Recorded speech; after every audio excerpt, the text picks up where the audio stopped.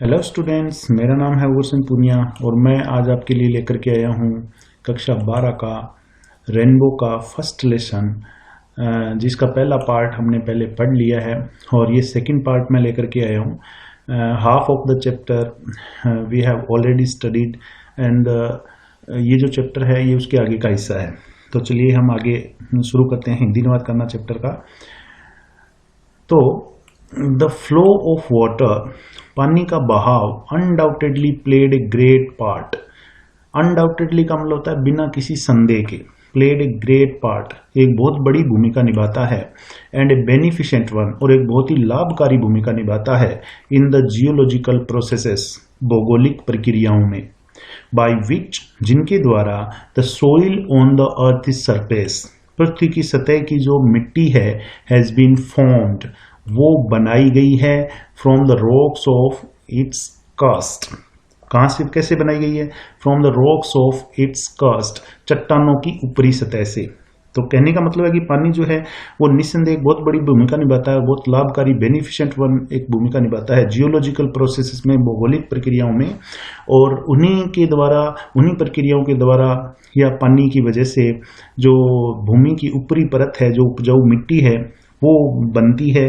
पानी के साथ जो उपजाऊ मिट्टी आती है चट्टानों की ऊपरी परत से, वो आकर के मैदानों में जमा हो जाती है और जिसकी वजह से वहां पर कृषि कार्य है वो अधिक से अधिक, ज्यादा से ज्यादा होता है। द सेम एजेंसी, एजेंसी कहते हैं ताकत को, पावर को, यही ताकत जो है पानी की, हाउएवर अंडर अप्रोप्रिएट कंडीशंस, यदि इसको उचित दशाएं मिले, अप्रोप्रिएट कंडीशन इसको मिले, उचित दशाएं मिले, can also play destructive part, तो एक विनाशकारी भूमिका भी निभा सकती है। डिस्ट्रक्टिव पार्ट यानी विनाश भी कर सकती है ये, यदि इसी पावर को, पानी की बहने की जो ताकत है, इसी को यदि सही तरीके से स्थितियां मिल जाए, उचित अनुकूल परिस्थितियां मिल जाए, तो ये विनाशकारी भूमिका भी निभा सकती है। And wash away the soil, और ये मिट्टी को बहा करके ले जा सकता है, which is the foundation of all agriculture, foundation कहते हैं आधार को, नींव को, तो ये उस मिट्टी को बहा करके अपने साथ ले जा सकता है जो सारी एग्रीकल्चर का आधार है, सारी एग्रीकल्चर की नींव है। And if allowed to proceed unchecked, और हम इस पानी को यदि अनचेक्ड यानी निर्बाध रूप से, बिना किसी रुकावट के यदि इस पानी को आगे बढ़ने दें, can have the most disastrous effect, तो इसके बहुत ही खतरनाक प्रभाव होते हैं on the life of the country, देश के जीवन पर। यदि पानी के रास्ते में कोई रुकावट पैदा ना की जाए और ये बहता रहे सीधा बिना किसी रुकावट के, तो बहुत ही खतरनाक प्रभाव इसके किसी भी देश के ऊपर होते हैं। The problem of soil erosion, अब जो भूमि कटाव की जो समस्या है, is one of the serious import, ये एक गंभीर समस्या है, इन वेरियस कंट्रीज, विभिन्न देशों में, specially in many parts of India, विशेष रूप से भारत के विभिन्न भागों में ये एक बड़ी समस्या है सॉइल इरोजन की। द कंडीशंस अंडर विच, जिन दशाओं के अंदर, इट अकर्स, ये होता है यानी भूमि कटाव होता है, and the measures by which, और जिन उपायों के द्वारा, इट कैन बी चेक्ड, इसको रोका जा सकता है, are deserving of the closest study, वो एक बहुत ही गहरे अध्ययन की मांग करते हैं। यानी जिन दशाओं के अंदर ये भूमि कटाव होता है और जिन तरीकों के द्वारा इसको रोका जा सकता है, उनके ऊपर ज्यादा अध्ययन करने की आवश्यकता है। सोइल इरोजन, भूमि कटाव, अकर्स इन सक्सेसिव स्टेप्स, कैसे होता है? अकर्स का मतलब होता है होना, सक्सेसिव स्टेप्स मतलब लगातार सोपानों में, यानी लगातार क्रमबद्ध रूप से होता है, एक कदम, एक स्टेप के बाद अगला स्टेप, इस तरीके से अलग अलग सोपानों में होता है। द अर्लीस्ट ऑफ विच, जिनके अंदर जो सबसे पहला सोपान होता है, मे इजीली पास अननोटिस्ड, वो तो बिना नोटिस ही गुजर जाता है, यानी अननोटिस गुजर जाता है, हमें पता भी नहीं चलता, पहला सोपान तो भूमि कटाव का ऐसे ही निकल जाता है। इन द लेटर स्टेजेस, और जो बाद की स्टेज आती है, बाद के जो सोपान आते हैं, the cutting up and washing away, उनमें क्या होता है? कटाव होता है, और वॉशिंग अवे, उसमें पानी अपने साथ बहा करके ले जाता है, ऑफ द अर्थ, पृथ्वी को यानी मिट्टी को बहा करके अपने साथ ले जाता है, is only too painfully apparent, और ये बहुत ही दुख के साथ प्रतीत होता है हमें, in the formation of deep gullies, इससे किस चीज का फॉर्मेशन होता है, किस चीज का निर्माण होता है? डीप गलीज, गहरी गहरी नालियों का, एंड रेविन्स, और गर्तों का, रेविन्स मतलब गर्त, खड्डे, गहरी गहरी नालियों का, गर्तों का निर्माण हो जाता है, which makes all agriculture impossible, जिससे सारी जो एग्रीकल्चर है वो इम्पॉसिबल हो जाती है, असंभव हो जाती है। हम नालियों के अंदर और गर्तों के अंदर खेती है वो नहीं कर सकते हैं। तो इसलिए भूमि का कटाव है वो अलग अलग सोपानों में होता है। पहले सोपान का तो हमें पता नहीं चलता है, लेकिन बाद में जो सोपान आगे आते हैं उसमें cutting up and washing away the earth, उसमें मिट्टी का कटाव होता है और पानी के साथ बह करके वो चली जाती है और गहरे गहरे खड्डे बन जाते हैं, नालियां बन जाती है, गर्त बन जाते हैं, जिससे खेती का कार्य है वो इम्पॉसिबल हो जाता है। Sudden burst of excessively heavy rain, sudden burst, burst का मतलब होता है फूट पड़ना, अचानक से फूट पड़ना। एक्सेसिवली हैवी रेन, एक्सेसिवली मतलब अत्यधिक, हैवी रेन भारी वर्षा, अचानक से भारी वर्षा का फूट पड़ना, रिजल्टिंग, उसका परिणाम क्या होता है, in a large run of surplus water. क्या होता है, सरप्लस वाटर कहते हैं अतिरिक्त पानी को, लार्ज रन ऑफ, बहुत बड़ी मात्रा अतिरिक्त पानी की बह जाती है, इज द प्रिंसिपल फैक्टर, ये मुख्य कारण है इन कोजिंग सोइल इरोजन, भूमि के कटाव का कारण बनने में। तो जब भारी वर्षा होती है उसके अंदर बहुत सारा पानी तो तालाबों के अंदर चला जाता है, लेकिन जो अतिरिक्त पानी होता है जो बह करके जाता है तो वो मुख्य समस्या है, प्रिंसिपल फैक्टर है भूमि कटाव का। कॉन्ट्रीब्यूटरी कोजेज, और जो सहायक कारण है, are the slope of the land. अब दूसरे सहायक कारण कौन से हैं, एक कारण तो इसने बता दिया प्रिंसिपल कारण, जो प्रिंसिपल फैक्टर है वो तो। अब दूसरे जो कॉन्ट्रीब्यूटरी कोजेज हैं वो कौन कौन से हैं, स्लोप ऑफ द लैंड, भूमि का ढलान होना, यानी स्लोप होना, जमीन के अंदर ढलान ज्यादा होगी तो पानी तेज गति से आएगा, भूमि कटाव ज्यादा होगा। दूसरा, removal of the protective coat of vegetation, removal मतलब हट जाना, प्रोटेक्टिव कोट मतलब सुरक्षा रूपी परत, ऑफ वेजिटेशन मतलब वनस्पति की सुरक्षा रूपी परत है उसका हट जाना। तो जमीन के ऊपर जो घास वगैरह, पेड़ पौधे वगैरह वो होते हैं, वो उसको ज़्यादा से ज़्यादा इंसान काटता है तो उसकी वजह से भूमि की पकड़ जो है वो कमज़ोर पड़ जाती है और पानी के साथ ज़्यादा से ज़्यादा मिट्टी बह करके चली जाती है। तो दूसरा जो कारण है, removal of protective coat of vegetation, vegetation की सुरक्षा परत का हट जाना। तीसरा जो इसमें बताया आपको, द एग्जिस्टेंस ऑफ रट्स, रट्स कहते हैं नालों को, यानी जो एक तरीके से नहरों टाइप बन जाते हैं, जो नालियां टाइप बन जाती हैं उनको बोलते हैं। एग्जिस्टेंस का मतलब होता है अस्तित्व। तो और जो तीसरा बताया इसमें, एग्जिस्टेंस ऑफ रट्स, नालियों का अस्तित्व होना, along which the water can flow, जिनके अंदर से पानी है वो बह सकता है, with rapidly gathering momentum, rapidly मतलब तेजी से, गैदरिंग मतलब प्राप्त कर लेना, मोमेंटम कहते हैं लय को। तो नालियों में से तेज गति से पानी बहेगा तो वो क्या प्राप्त कर लेगा, लय प्राप्त कर लेगा। And the absence of any checks to such flow, और एक कारण क्या है, absence of any checks, checks मतलब रुकावट, एब्सेंस मतलब अनुपस्थिति, रुकावटों की अनुपस्थिति होना, टू सच फ्लो, इस प्रकार के प्रवाह में, पानी का प्रवाह जो बढ़ रहा है उसके रास्ते में कोई रुकावट नहीं है, वो भी एक समस्या है भूमि कटाव की। Incredibly large quantities of precious soil, incredibly मतलब अविश्वसनीय रूप से, large quantity of precious soil, कीमती भूमि की बहुत बड़ी मात्रा, कैन बी वॉश्ड अवे, उसको बहाकर ले जाया जा सकता है, इफ सच कंडीशंस एग्जिस्ट, यदि इस प्रकार की दशाएं अस्तित्व में हो, यदि इस प्रकार की कंडीशन हो तो एक कीमती जमीन की बहुत बड़ी मात्रा साथ में पानी अपने बहा करके ले जा सकता है। As is unhappily too often the case, और ये बड़े दुख की बात है कि प्राय ऐसा ही होता है। और आगे क्या कहा जा रहा है देखिए आप, और आगे ये कह रहा है कि द मीनेस, मीनेस कहते हैं खतरे को, जो खतरा विच सोइल इरोजन प्रेजेंट्स, जो भूमि कटाव से होता है, जो भूमि कटाव प्रस्तुत करती है जो खतरा, to the continuous of successful agriculture, continuous मतलब लगातार जारी रखना, सक्सेसफुल एग्रीकल्चर मतलब सफल कृषि को लगातार जारी रखने के सामने जो खतरा भूमि कटाव प्रस्तुत करती है, इज एन अलार्मिंग वन, वो बहुत ज्यादा चौंकाने वाला है, in many parts of India, Bharat के बहुत सारे भागों में। कॉलिंग अर्जेंटली फॉर अटेंशन, और उसके ऊपर तुरंत ध्यान देने की जरूरत है, गवर्नमेंट को ऊपर उसको तुरंत ध्यान देना चाहिए। एंड प्रिवेंटिव एक्शन, और उसको रोकने के लिए कोई एक्शन लेना चाहिए, कोई प्रिवेंटिव एक्शन लेना चाहिए, उसको रोकने के उपाय करने चाहिए। तो कुछ रोकने के उपाय बताए हैं, गवर्नमेंट क्या क्या उपाय कर सकती है भूमि कटाव को रोकने के लिए। तो पहला उनमें से यहाँ पे दिया है, टेरेसिंग ऑफ लैंड, जमीन को सीढ़ीदार बना देना, टेरेसिंग का मतलब होता है सीढ़ियां बना देना, जमीन को सीढ़ीदार बना देना, जिससे पानी है उसकी स्पीड नहीं बनेगी, मोमेंटम हासिल वो नहीं कर पाएगा। दूसरा है द कंस्ट्रक्शन ऑफ बंड्स, बांधों का निर्माण करना, to check the flow of water, पानी के प्रवाह को रोकने के लिए। कंस्ट्रक्शन ऑफ बंस, बांधों का निर्माण करना पानी के प्रवाह को रोकने के लिए। और तीसरा है practice of contour cultivation, contour cultivation की प्रैक्टिस करना। अब ज़्यादा से ज़्यादा कंटूर कल्टीवेशन है उसकी यदि किसान प्रयोग में लाएंगे तो मतलब ये भी एक भूमि कटाव को रोकने में सहायता इससे मिलेगी।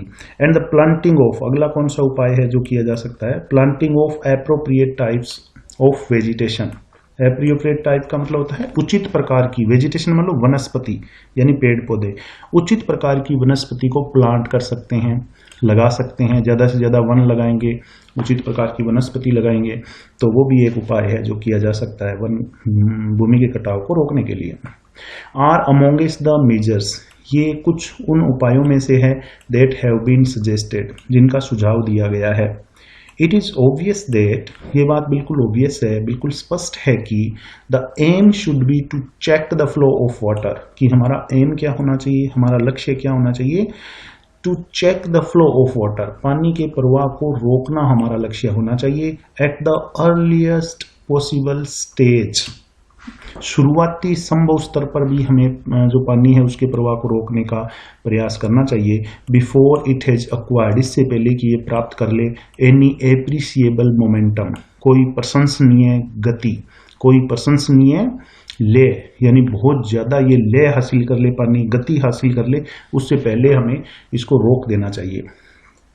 And corresponding large destructive power, और इससे पहले कि ये बहुत बड़ी विनाशकारी शक्ति हासिल कर ले, उससे पहले हमें पानी के प्रवाह को रोकने के उपाय है वो करने चाहिए। Water is the basis of life, पानी है वो जीवन का आधार है।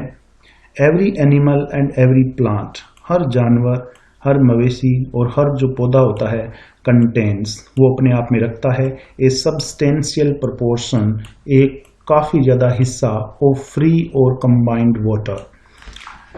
फ्री मतलब स्वतंत्र, कंबाइंड वाटर यानी मिश्रित पानी, स्वतंत्र या मिश्रित पानी हर पौधे के अंदर या हर इंसान के अंदर, जानवर के अंदर फ्री, कुछ तो सीधा फ्री पानी होता है, कुछ कंबाइंड वाटर होता है जो अंदर किसी में मिला हुआ होता है, मिक्स होता है। इन इट्स बॉडी, अपने शरीर में ये होता है, हर जानवर या पौधे के शरीर में ये होता है। And know kind of physiological activity, और किसी भी प्रकार की जो शारीरिक एक्टिविटी है, क्रिया है, इज पॉसिबल, वो संभव नहीं है, in which the fluid does not play an essential part, जिसके अंदर ये फ्लूइड यानी ये पानी does not play an essential part, एक आवश्यक भूमिका ना निभाता हो। तो ऐसी कोई भी फिजियोलॉजिकल एक्टिविटी पॉसिबल नहीं है जिसके अंदर पानी की भूमिका ना हो। वाटर इज, पानी जो है ऑफ कोर्स निस्संदेह necessary for animal life, animal life के लिए जरूरी है, जानवरों के जीवन के लिए पानी जरूरी है। While moisture in the soil, और जमीन के अंदर जो नमी होती है, मॉइस्चर होती है, इज इक्वली इम्पेरेटिव, वो भी पूरी तरह से बराबर रूप से आवश्यक है for the life and growth of plants and trees, पौधों के और पेड़ों के लाइफ के लिए और उनकी ग्रोथ के लिए, उनकी बढ़ोतरी के लिए जो जमीन के अंदर नमी है उसकी भी बहुत ज़्यादा जरूरत होती है। थ्रू द क्वांटिटी, हालांकि जो इसकी मात्रा होती है, नेसेसरीली वेरीज, वो आवश्यक रूप से भिन्न भिन्न हो सकती है। इनॉर्मसली, काफ़ी ज़्यादा, इनॉर्मसली का मतलब होता है अत्यधिक, बहुत ज़्यादा इसकी जो मात्रा है वो भिन्न भिन्न हो सकती है। विद द स्पेसिस, प्रजातियों के हिसाब से, यानी कुछ पौधे हैं उनको पानी की कम मात्रा की जरूरत होती है और कुछ जो पौधे होते हैं उनको पानी की बहुत ज़्यादा मात्रा की आवश्यकता होती है। तो पौधों की प्रजातियों के हिसाब से पानी की मात्रा कम ज़्यादा हो सकती है। जैसे खेजड़ी का पेड़ होता है, वो रेगिस्तान में उगता है तो उसको पानी की कम जरूरत होती है, और जैसे आम का पेड़ होता है या दूसरे कोई फलों के पेड़ हैं उनको पानी की ज़्यादा आवश्यकता होती है। तो ये जो मात्रा है पानी की, ये आवश्यकता अनुसार कम ज़्यादा हो सकती है। तो उसके बाद में आगे देखिए, the conservation and utilisation of water, पानी का संरक्षण, कंजर्वेशन मतलब संरक्षण और यूटिलाइजेशन का मतलब उपयोग। पानी का संरक्षण और पानी का उपयोग इज दस फंडामेंटल, बहुत ज़्यादा फंडामेंटल है, फंडामेंटल का मतलब बहुत ज़्यादा जरूरी है, बहुत ज़्यादा आवश्यक है फॉर ह्यूमन वेलफेयर, मानव कल्याण के लिए बहुत ज़्यादा जरूरी है। ये मानव के कल्याण के लिए पानी का संरक्षण करना चाहिए और पानी का उपयोग सही तरीके से करना चाहिए, बहुत ज़्यादा जरूरी है। अपार्ट फ्रॉम आर्टिजियन वाटर कहते हैं भूमिगत जल को। भूमिगत जल के अलावा the ultimate source in all cases, सभी केसेस के अंदर जो आखिरी स्रोत होता है, अल्टीमेट सोर्स होता है पानी का, इज रेन, या तो वो वर्षा होता है और स्नोफॉल, या फिर वो क्या होता है, बर्फबारी जो होती है वो होती है। तो या तो भूमिगत जल होता है, आर्टिजन वाटर होता है, उसके अलावा जो अल्टीमेट सोर्स होता है वो क्या होता है, बरसात होती है, या फिर क्या होता है, बर्फबारी होती है, वो होता है। तो ये दो चीजें यहाँ पे बताई है। मच ऑफ इंडियन एग्रीकल्चर, भारतीय कृषि की जो अधिकांश कृषि होती है, डिपेंड्स ऑन, वो निर्भर करती है सीजनल रेनफॉल, मौसमी वर्षा के ऊपर, and is therefore very sensitive, और इसलिए वो बहुत ज़्यादा सेंसिटिव होती है, बहुत ज़्यादा संवेदनशील होती है टू एनी फेल्योर और इरेगुलरिटी ऑफ द सेम। यदि फेल हो जाए, असफल हो जाए, या इरेगुलरिटी हो जाए, अनियमितता हो जाए ऑफ द सेम, यानी वर्षा के अंदर, तो वर्षा के ऊपर डिपेंड करती है। मौसमी फसलें होती है इंडिया के अंदर ज़्यादातर, तो ये बहुत ज़्यादा सेंसिटिव है। यदि वर्षा फेलियर हो जाए, वर्षा ना हो किसी सीजन के अंदर, या अनियमित वर्षा हो, तो ये नुकसान हो सकता है कृषि को। कृषि है वो इंडिया के अंदर नहीं होगी, क्योंकि वर्षा के ऊपर ये निर्भर ज़्यादा से ज़्यादा करती है। The problems of soil erosions, भूमि कटाव की जो समस्याएं हैं, एंड ऑफ इनएडिक्वेट और इरेगुलर रेनफॉल। तो एक तो भूमि कटाव की समस्या, एंड ऑफ इनएडिक्वेट और इरेगुलर रेनफॉल, और दूसरा इनएडिक्वेट का मतलब होता है अपर्याप्त, इरेगुलर अनियमित, अपर्याप्त और अनियमित वर्षा की जो समस्या है, आर क्लोजली कनेक्टेड, ये आपस में जुड़े हुए हैं विद ईच अदर, एक दूसरे के साथ क्लोजली कनेक्टेड है। भूमि कटाव की समस्या और अपर्याप्त और इरेगुलर वर्षा की जो, अनियमित वर्षा की जो समस्या, दोनों आपस में जुड़े हुए हैं। इट इज क्लियर, ये बात बिल्कुल स्पष्ट है, that the adoption of techniques, कि यदि हम उन टेक्निक्स को अपनाएं, अडॉप्ट करें, उन तरीकों को अपनाएं, प्रिवेंटिंग सोइल इरोजन, जो भूमि कटाव को रोकने के काम में आते हैं, उन तरीकों को, यदि युक्तियों को हम अपनाएं, वुड ऑल्सो हेल्प, वो हमारी मदद भी करेंगे, to conserve and keep the water, पानी को संरक्षित करने में और पानी को रखने में, वेयर इट इज वांटेड, जहां पर इस पानी की कमी है वहां पे हम इसको रख सकते हैं। यदि हम भूमि कटाव के रोकने के तरीके अपनाएंगे, भूमि कटाव के रोकने के तरीके क्या होते हैं, ज़्यादा से ज़्यादा पेड़ पौधे लगाएंगे, तो ज़्यादा से ज़्यादा पेड़ पौधे लगाएंगे तो बरसात भी ज़्यादा होगी। तो दोनों समस्याएं हैं वो आपस में एक दूसरे से कनेक्टेड है। इन अदर वर्ड्स, दूसरे शब्दों में, on and in the soil, on मतलब ऊपर, इन मतलब अंदर, हम जमीन के ऊपर या जमीन के अंदर, जहां पे हमें पानी को रखना है वहां पे हम रख पाएंगे। तो यदि हम भूमि कटाव को रोकने के तरीके अपनाएंगे, तो जमीन के ऊपर या जमीन के अंदर जहां पे पानी को हमें रखना है हम रख पाएंगे, सफल हो पाएंगे उसमें। एंड सच टेक्निक्स, और इस प्रकार की जो तकनीकें हैं, therefore serve double purpose, ये दोहरे उद्देश्यों की पूर्ति करती है। इट इज एविडेंट, ये बात बिल्कुल स्पष्ट है, however that in a country, कि एक देश के अंदर, हैविंग ओनली सीजनल रेनफॉल, जिसके अंदर केवल मौसमी बरसात हो, एक ऐसे देश के अंदर an immense quantity of rain water, immense मतलब काफी ज्यादा, क्वांटिटी ऑफ रेन वाटर, बरसात के पानी की काफी ज्यादा मात्रा, must necessarily run of the ground, वो जमीन से बह करके चली जाती है। तो ये बात बिल्कुल स्पष्ट है, एक ऐसा देश जिसके अंदर सीजनल रेनफॉल होती है, उसके अंदर बरसात के पानी की काफ़ी ज़्यादा जो मात्रा है वो बह करके बेकार हो जाती है, चली जाती है। The collection and utilisation of this water, इस पानी को कलेक्ट करना, संग्रह करना और इस पानी का यूटिलाइजेशन करना यानी उपयोग करना, is therefore of vital importance, बहुत ज़्यादा महत्वपूर्ण विषय है। वाइटल मतलब बहुत ज़्यादा, इंपॉर्टेंस मतलब महत्व का विषय है। मच ऑफ, इसका अधिकांश, मच ऑफ इट, इसका अधिकांश जो हिस्सा होता है, flows down into the streams, वो या तो झरनों में चला जाता है, स्ट्रीम्स में चला जाता है, एंड रिवर्स या नदियों में चला जाता है, and ultimately finds its way to the sea, ultimately मतलब आखिरकार, finds its way to the sea, कहाँ चला जाता है, समुद्र में। तो जो पानी बर्बाद होता है किस तरीके से होता है, बरसात का पानी पहले झरनों में जाता है, नदियों में चला जाता है, और फिर वो झरने और नदियां आखिरकार कहाँ जा करके गिरती है, समुद्र के अंदर। Incredibly large quantities of the precious fluid, precious fluid मतलब कीमती द्रव पदार्थ यानी पानी, इनक्रेडिबली अविश्वसनीय रूप से, large quantities of the precious fluid, इस कीमती द्रव की बहुत बड़ी मात्रा आर 10 इस प्रकार से लॉस टू द कंट्री, एक देश खो देता है। द हार्नेसिंग ऑफ रिवर्स, नदियों को जोड़ना, हार्नेस का मतलब होता है जोड़ना। हार्नेसिंग ऑफ रिवर्स, नदियों को जोड़ना, द वाटर ऑफ विच, जिनका पानी now mostly runs to waste, बह करके बर्बाद हो जाता है, is a great national problem, ये एक बहुत बड़ी राष्ट्रीय समस्या है, विच मस्ट बी कंसिडर्ड, जिस पर विचार किया जाना चाहिए, and dealt with on national lines, और इस पर राष्ट्रीय स्तर के ऊपर महत्व दिया जाना चाहिए, यानी बहुत ज़्यादा इसको महत्व की आवश्यकता है। नदियों का पानी जो बह करके चला जाता है, बर्बाद हो जाता है। वास्ट एरियाज ऑफ लैंड, जमीन के बहुत बड़े बड़े जो क्षेत्र हैं, which at present are mere scrub jungles, जो अभी वर्तमान में क्या है, मियर मतलब केवल मात्र, स्क्रब जंगल कहते हैं झाड़ीदार जंगलों को। जमीन के बड़े बड़े क्षेत्र जो अभी वर्तमान में केवल झाड़ीदार जंगल है, could be turned into fertile, उनको उपजाऊ बनाया जा सकता है, एंड प्रोस्परस कंट्री, और उनको एक समृद्ध देश में बदला जा सकता है, by courageous and well planned action. Courageous मतलब साहसी, वेल प्लान्ड मतलब सुनियोजित, एक्शन मतलब कार्य। तो एक साहसी और सुनियोजित एक्शन लेकर के जो बंजर जंगल है, जो झाड़ीदार जंगल है, उनको हम उपजाऊ बना सकते हैं और उनको हम प्रोस्परस बना सकते हैं।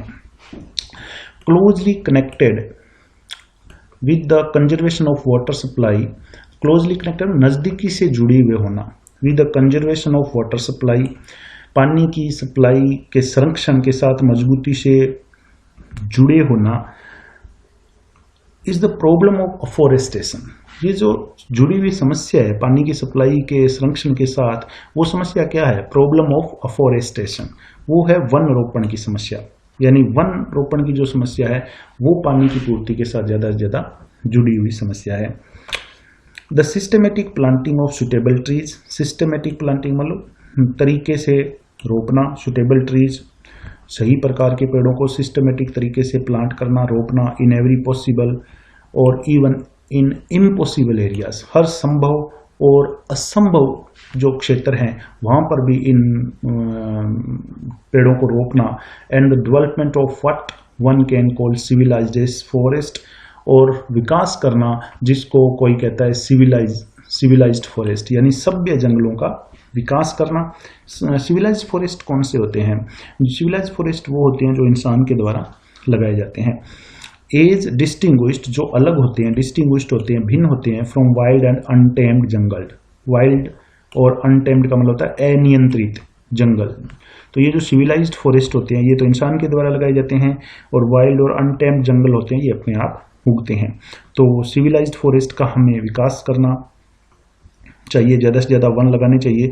Is one of the most urgent needs of India, ये भारत की सबसे ज़्यादा जरूरी आवश्यकता है। सच प्लांटेशन, इस प्रकार का रोपण, वुड डायरेक्टली और इनडायरेक्टली, प्रत्यक्ष रूप से या अप्रत्यक्ष रूप से, prove a source of untold wealth. Untold wealth कहते हैं असीम संपदा को, एक असीम संपदा का सोर्स साबित होगा टू द कंट्री, हमारे देश के लिए। They would check soil erosion, इससे क्या फायदा होगा? एक तो सॉइल इरोजन है वो रुकेगा, भूमि कटाव रुकेगा, and conserve the rainfall of country, और दूसरी चीज क्या होगी, बरसात जो होती है, बरसात का पानी है उसको संरक्षित करने में मदद मिलेगी। From flowing away to waste, बह करके जो बर्बाद हो जाता है उस पानी को रोकने में हमें मदद मिलेगी, ज्यादा से ज्यादा वन होंगे तो। And would provide the necessary supplies of cheap fuel, और हमें किस चीज की सप्लाई मिलेगी इससे? चीप फ्यूल, सस्ते ईंधन की पूर्ति होगी। एंड दस रेंडर, और इस प्रकार ये हमें देगा unnecessary the wasteful conversion of farmyard manure, जो हमारी जो खेतों की खाद है जो बर्बादी के अंदर बदल जाती है, रूपांतरित हो जाती है, कन्वर्ट हो जाती है into a form of fuel, उसको भी ये ईंधन के रूप में बदल देगा। The measures necessary to control the movements of water, measures कहते हैं उपाय को, necessary to control the movement of water, जो पानी के मूवमेंट को कंट्रोल करने के लिए आवश्यक हैं। एंड कंजर्व इट्स सप्लाईज, और इसकी पूर्ति को संरक्षित करने के लिए आवश्यक हैं। Can also serve subsidiary purpose, तो ये जो सब्सिडियरी पर्पज हैं ऑफ वैल्यू, महत्व के, यानी सहायक उद्देश्य महत्व के, महत्वपूर्ण जो सहायक उद्देश्य हैं दूसरे, to the life of the countryside, किसी ग्रामीण इलाके के जीवन के जो महत्वपूर्ण उद्देश्य है उनकी भी इनके द्वारा पूर्ति की जा सकती है। किसके द्वारा? जो पानी के हलचल को कंट्रोल करने के जो उपाय हैं, तो ग्रामीण इलाके के अंदर भी इसका काफ़ी ज़्यादा फायदा होता है, कंट्री साइड के अंदर भी काफ़ी ज़्यादा फायदा होता है। By far the cheapest form, जो सबसे सस्ता रूप है ऑफ इंटरनल ट्रांसपोर्ट, एक आंतरिक यातायात का सबसे जो चीपेस्ट फॉर्म है इन ए कंट्री, किसी भी देश में, इज बाई बोट्स, वो है नावें, एंड बार्जेज, और बार्जेज कहते हैं चपटी नावों को, थ्रू कैनल्स एंड रिवर्स, नहरों के अंदर से और नदियों के अंदर यदि हम बोट्स चलाएं, बार्जेज चलाएं, चपटी नाएं, तो ये बहुत ही सस्ता हमें पड़ता है। ये सबसे सस्ता ट्रांसपोर्ट का रूप है किसी भी देश के लिए। वी हियर मच, हम बहुत ज़्यादा सुनते हैं about programmes of rail and road constructions, rail और सड़क निर्माण के तो बहुत सारे प्रोग्राम्स के बारे में हम सुनते रहते हैं। बट फार टू लिटिल, लेकिन बहुत ही कम सुनते हैं about the development of internal waterways in India. Development of internal waterways, यानी आंतरिक जो पानी के रास्ते हैं उनके विकास के बारे में बहुत ही कम हम भारत के अंदर सुनते हैं, जबकि वो बहुत ज़्यादा सस्ते पड़ते हैं। देन अगेन, एक बार फिर से, the harnessing of water supplies, ये पानी की पूर्ति है उसको जोड़ना, ऑल्सो मेक्स पॉसिबल, संभव बनाता है, the development of hydro electric power, किसके विकास को? हाइड्रो इलेक्ट्रिक पावर, यानी जो इलेक्ट्रिसिटी है उसके विकास को भी ये संभव बनाता है।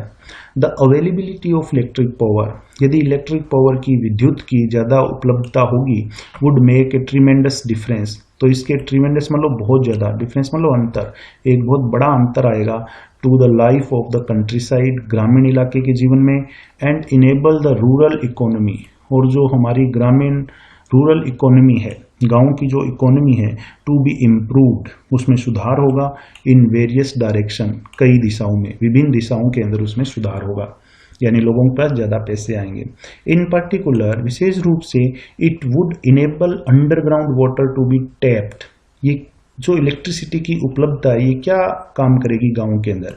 इनेबल अंडरग्राउंड वाटर, ये जो जमीन के अंदर जो पानी है उसको ये योग्य बनाएगी टू बी टैप्ड, कि उसको बाहर निकाला जा सके, टू ए ग्रेटर एक्सटेंट, ज़्यादा से ज़्यादा मात्रा में उसको बाहर निकाला जा सके कुओं के द्वारा या नलकूप के द्वारा। देन एट प्रेजेंट, जितना अभी वर्तमान में निकाला जा रहा है उससे ज़्यादा बाहर निकाला जा सकेगा। एंड दस, और इस प्रकार, हेल्प टू ओवरकम, ये ओवरकम करने में हमारी मदद करेगा, काबू में करने में हमारी मदद करेगा, द डिफिकल्टीज, उन समस्याओं को, अराइजिंग फ्रॉम इरेगुलरिटी और inadequacy of other source of supply, जो समस्याएं किससे पैदा होती है? अनियमितता और अपर्याप्तता of other source of supply, पानी की दूसरी जो सप्लाई होती है, जैसे बरसात है वो अनियमित है और अपर्याप्त होती है, कम होती है, तो किसान लोग क्या करेंगे? जमीन के अंदर से कुओं के माध्यम से ज़्यादा पानी निकाल पाएंगे। यदि इलेक्ट्रिसिटी है तो इससे किसानों को ज़्यादा से ज़्यादा फायदा मिलेगा। इन वन सेंस, एक अर्थ में तो water is the commonest of liquids, पानी जो है वो सभी द्रवों के अंदर सबसे ज़्यादा सामान्य है, आम है, कॉमन है। इन अदर सेंस, और दूसरे अर्थ में, it is most uncommon of liquids, ये सभी द्रवों के अंदर असामान्य है। विद अमेजिंग प्रॉपर्टीज, क्योंकि इसके अंदर बहुत ही ज़्यादा आश्चर्यजनक गुण होते हैं, पानी के अंदर अमेजिंग प्रॉपर्टीज होती हैं, which are responsible for its unique power, जो पानी की यूनिक पावर जो है, अद्भुत ताकत जो पानी के अंदर है, उसके लिए जिम्मेदार होते हैं इसके गुण। Of maintaining animal and plant life, और इसके अंदर यूनिक पावर क्या होती है पानी के अंदर? मेंटेन का मतलब बनाए रखना, एनिमल एंड प्लांट लाइफ, जानवरों का और पेड़ पौधों का जीवन ये बनाए रखता है, यानी जानवर, जीव जंतु और पेड़ पौधे इसके बिना जीवित नहीं रह सकते। तो ये एक इसकी यूनिक पावर है, तो इसकी वजह से ये एक अनकॉमन लिक्विड है सभी लिक्विड के अंदर। The investigations of the nature, प्रकृति की खोज, एंड प्रॉपर्टीज ऑफ वाटर, और पानी के जो गुण है, प्रकृति की खोज और पानी के जो गुण है, therefore of highest scientific interest, ये सबसे ज्यादा वैज्ञानिक रुचि का विषय है। सबसे ज्यादा वैज्ञानिक रुचि का विषय होने का मतलब वैज्ञानिकों को ज्यादा से ज्यादा इसके अंदर ध्यान देना चाहिए, इसके ऊपर काम करना चाहिए। एंड इज फार फ्रॉम और ये काफ़ी ज़्यादा दूर है being an exhausted field of research. Being मतलब होने से, क्या होने से दूर है? एग्जॉस्टेड फील्ड ऑफ रिसर्च, अनुसंधान का एक खत्म होता हुआ क्षेत्र होने से काफ़ी दूर है। यानी ये अनुसंधान का काफ़ी महत्वपूर्ण विषय है। Investigation of nature and properties of water, ये जो दो चीजें हैं इनके ऊपर वैज्ञानिकों को ज़्यादा से ज़्यादा खोज करनी चाहिए, ज़्यादा इस पर टाइम देना चाहिए। ये अनुसंधान का सबसे महत्वपूर्ण विषय है। तो स्टूडेंट्स, ये था लेसन जो कि प्रोफेसर CV रमन ने लिखा था, जिन्होंने आपने पढ़ा है साइंस के अंदर रमन प्रभाव भी दिया था, जिसके लिए इनको नोबेल पुरस्कार भी मिला था फिजिक्स के अंदर। तो आशा करता हूँ आपको ये लेसन बिल्कुल समझ में आया होगा, और एक रिक्वेस्ट करता हूँ कि आप मेरे चैनल को सब्सक्राइब कर लें। किसी प्रकार की कोई समस्या हो तो बिल्कुल आप कमेंट करके मुझे बताएं, मैं बिल्कुल उस पर गौर करूँगा। धन्यवाद।